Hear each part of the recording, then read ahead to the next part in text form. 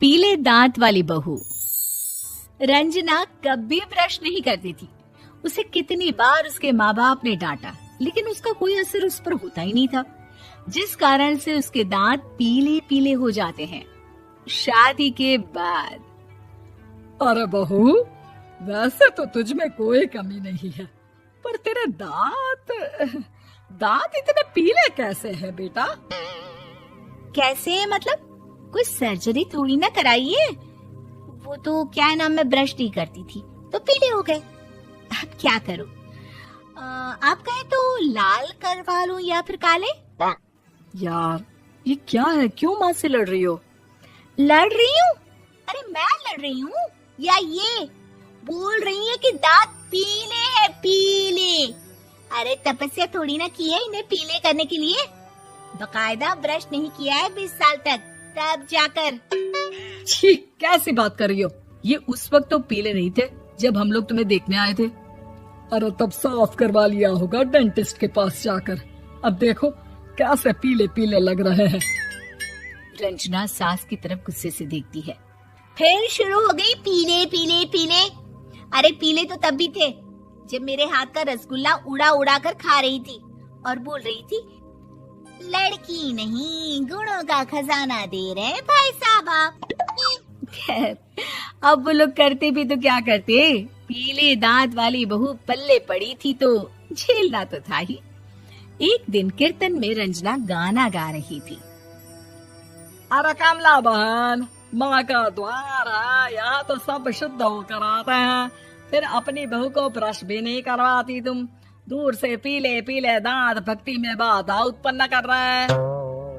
अरे कोई 2 साल के बच्ची थोड़ी ना लेकर आई हूँ मैं बहू बनाकर। अच्छी खासी लड़की है, अरे कैसे करवाऊं ब्रश? ये तो उसे खुद करना चाहिए ना। अब माँ बाप तो इसके जैसे तैसे निपटा दिए, ये नहीं सोचा कि सास कैसे संभालेगी। सास बहू को लेकर घर आ जाती है, लेकिन सोच लेती है कि अब इसे लेकर कहीं नहीं जाएगी। अगले रोज बहू कहती है, अरे क्या हो गया, मंदिर नहीं जाना क्या? कीर्तन का वक्त हो रहा है। मेरी मधुर वाणी से कान्हा जी जागते हैं और सोते हैं। आप तो जानती है ना उनकी भक्ति में कितना मन लगता है मेरा। वो क्या है ना, तबीयत ठीक नहीं लग रही है मेरी, आराम करूंगी मैं। तबीयत ठीक नहीं लग रही? अभी तो मिथुन के गाने पर नाच रही थी आप, और अब बोल रही है कि तबीयत ठीक नहीं लग रही। अरे भक्ति में मन लगा लो सासू माँ, ऊपर जाना है, क्या मुंह दिखाओगी आप? हाँ? सास को बहू की बात पर गुस्सा आ जाता है। मैं क्या मुंह दिखाऊंगी, इसकी चिंता तो ना कर, समझी? अपने मुंह की चिंता कर, जो ये पीले पीले दांत लेकर हर जगह पहुंच जाती है। पता है लोग कितना मजाक बनाते हैं। ना जी ना, मैं नहीं जाना कहीं तेरे साथ। तो ये बात है। कोई ना, मत जाओ, मैं अपने कमरे में ही बैठकर भक्ति कर लूंगी। ऊपर वाला दांत थोड़ी ना देखता है, मन देखता है, भावना देखता है। और अरे बस बस, तू सब कुछ दिखा, बस ये सफेद चमकदार दांत ना दिखाना किसी को, है? जा यहाँ से। बहू को सास की बात का कोई फर्क नहीं पड़ता, वो तो जैसी थी वैसी ही रह जाती है।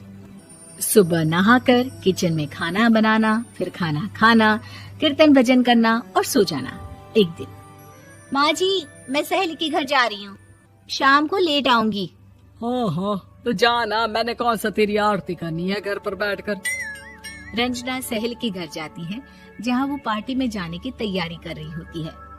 अरे शिखा, कहाँ जाने की तैयारी कर रही है? मैं गलत वक्त पर आ गई क्या? अरे नहीं यार, उल्टा सही वक्त पर आई है। मैंने ये साड़ी और ज्वेलरी निकाली है यार, शाम को इनके ऑफिस की एक पार्टी में जाना है। बताना कैसा लग रहा है ये सब? नहीं यार, इस ड्रेस के साथ तो वो वाली ज्वेलरी अच्छी लगेगी। हाँ हाँ सही बोल रही है, मैंने ध्यान ही नहीं दिया। वैसे तो हमेशा से मस्त फैशन सेंस रखती है। तो बड़ा जाती होगी ना पति के साथ पार्टी में। रंजना कुछ नहीं बोलती, बस सोचती है कि यार काश ये बात सही हो जाती, पर मैं क्यों नहीं जाती पार्टी में? क्या इन लोगों की कोई पार्टी होती नहीं होगी? रंजना घर आती है और रात में पति से सवाल करती है, एक बात बताइए, आप मुझे किसी पार्टी में क्यों नहीं ले जाते? क्या आपके यहाँ ऑफिस में पार्टी नहीं होती? पति बेचारा क्या कहता कि दांत पीले हैं तुम्हारे इसलिए। अरे कोई पार्टी होती नहीं हम लोगों के ऑफिस में, तो कहाँ से लेकर जाऊं? और मार्केट, मॉल, कहीं वीकेंड घूमना, कहीं तो। अरे यार सारे हफ्ते में एक छुट्टी मिलती है, तो सोचता हूँ कि आराम ही कर लूं। क्यों? रंजना मन मार के रह जाती है। पहले कभी सास के साथ मंदिर जाया करती थी, लेकिन वो भी सास ने ले जाना बंद कर दिया। घर बैठी बैठी रंजना बोर हो जाती है। तभी उसे आइडिया आता है और वो मायके जाने का सोचती है। सासू माँ, 2 दिनों के लिए मम्मी के घर जा रही हूँ। अच्छा ठीक है, आराम से जा। और हाँ, माँ से कुछ अच्छी आदत सीख कर आना कि कैसे शरीर के हर भाग की तरह दांतों की सफाई भी जरूरी होती है, समझी? शुरू हो गई ना आप। वो लोग आपकी तरह नहीं है कि छोटी छोटी बात का बतंगड़ बना दे। उन लोगों के लिए मैं मायने रखती हूँ, ना कि मेरे पीले पीले दांत। रंजना माँ को बिना बताए उन लोगों को सरप्राइज देती है, लेकिन जैसे ही वो दरवाजे पर पहुंचती है, अंदर देखती है कि घर वाले कहीं जा रहे होते हैं। अब माँ, काश रंजना दीदी के दांतों वाली प्रॉब्लम नहीं होती, तो वो भी हम लोगों के साथ चलती ना बुआ जी की बेटी की शादी में। हाँ बेटा, लेकिन अब उसे कौन समझाए कि उसको उसके पीले दांत नहीं दिखते, लेकिन उसके आसपास के लोगों को कितना एम्बैरेसिंग फील कराते हैं। मुझे तो कितनी बार उसके स्कूल की टीचर ने शिकायत की कि उसके साथ कोई लड़की बैठना भी नहीं चाहती, और ना ही कॉलेज में कोई उससे बात करना चाहता था। लेकिन पता नहीं क्यों उसे ये बात समझ में ही नहीं आती। कोई कमी नहीं है उस लड़की में, बस यही कि दांत पीले हैं। वो तो भला हो जीजा जी और उनकी माँ का, जो दीदी को जैसी है वैसे ही रखा हुआ है। रंजना को अपने घर वालों की बात सुनकर बहुत दुख होता है। वो सोचती है कि वो क्या करे, लेकिन फिर वो सीधा डेंटिस्ट के पास जाती है, अपने दांत चमकाती है और कसम खाती है कि वो रोज ब्रश करेगी। अरे क्या हो गया? तुम तो 2 दिनों के लिए गई थी ना। पर कोई ना, अच्छा है, चलो आ गई तो। रंजना सास के सामने आकर खड़ी हो जाती है और पूरी स्माइल करती है, उसके चमकदार दांतों को दिखाती हुई। हैं? चले मंदिर।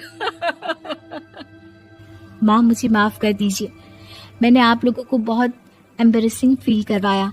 मैं आज से रोज ब्रश करूंगी।